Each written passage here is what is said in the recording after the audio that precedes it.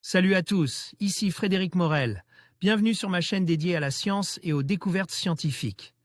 Si vous êtes passionné par l'exploration de notre univers et les avancées scientifiques, pensez à vous abonner. Aujourd'hui, on plonge dans un sujet fascinant qui repousse les limites de notre compréhension. Bonjour Allons-y. à tous.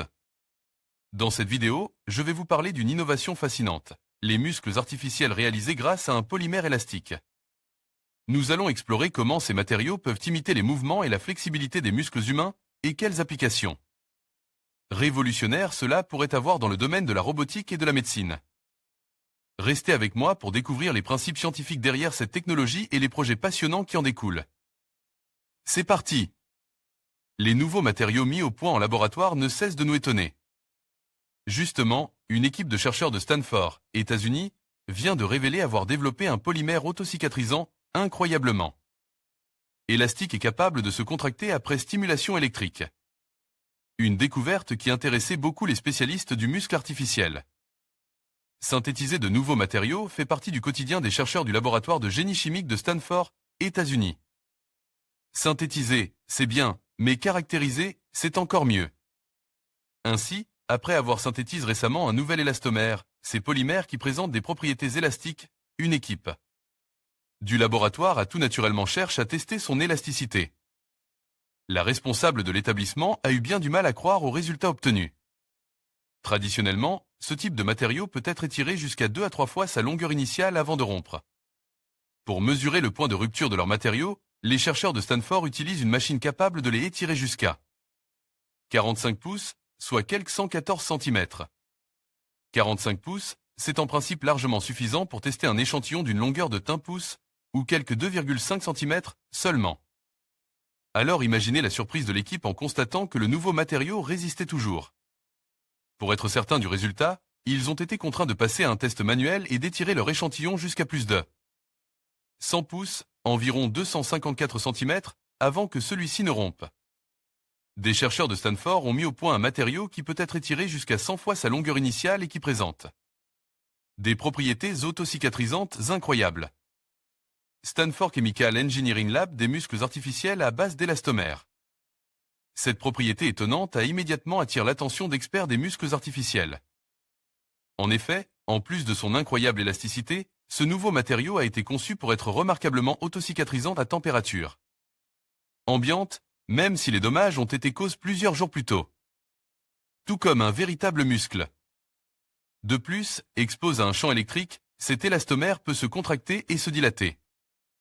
Tout comme un véritable muscle. De quoi également faire de ce nouveau matériau un bon candidat pour le développement de peaux artificielles qui permettraient aux porteurs de prothèses de retrouver des sensations et de faire, par exemple, la différence entre une poignée de main et la caresse d'un papillon. Avant cela, cet élastomère à la fois solide, souple et électroniquement actif pourrait être utile à la mise en œuvre de produits électroniques portables ou des implants médicaux à longue durée de vie. Des propriétés incroyables grâce à la réticulation. Dans un article paru dans les colonnes de Nature Chemistry, les chercheurs de Stanford dévoilent leur secret de fabrication. Selon eux, ce nouveau matériau tire ses propriétés exceptionnelles de la mise en œuvre d'un procédé chimique connu sous le nom de réticulation. Pour faire simple, ce procédé consiste à relier des chaînes linéaires de molécules pour former un ou plusieurs réseaux tridimensionnels. Dans une première étape, l'équipe a donc construit des molécules organiques un peu particulières, capables de se lier à des brins de polymère assez courts. Résultat, une série de structures qualifiées de ligand-ligand, car elles sont alors à même de se lier les unes aux autres, de manière réversible, pour former des chaînes plus longues.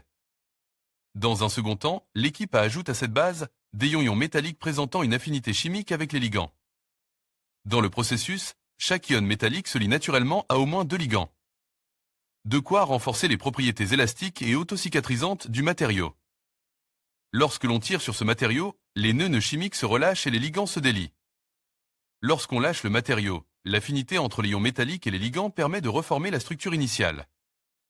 L'équipe a également établi qu'il était possible de jouer sur les propriétés de ce nouvel élastomère en faisant varier la quantité et la nature des ions métalliques utilisés. Dans l'étude qu'ils ont présentée, par exemple, ils ont eu recours à des ions fer-fer, Fe3, en concentration raisonnable par rapport à celle des polymères et des molécules organiques.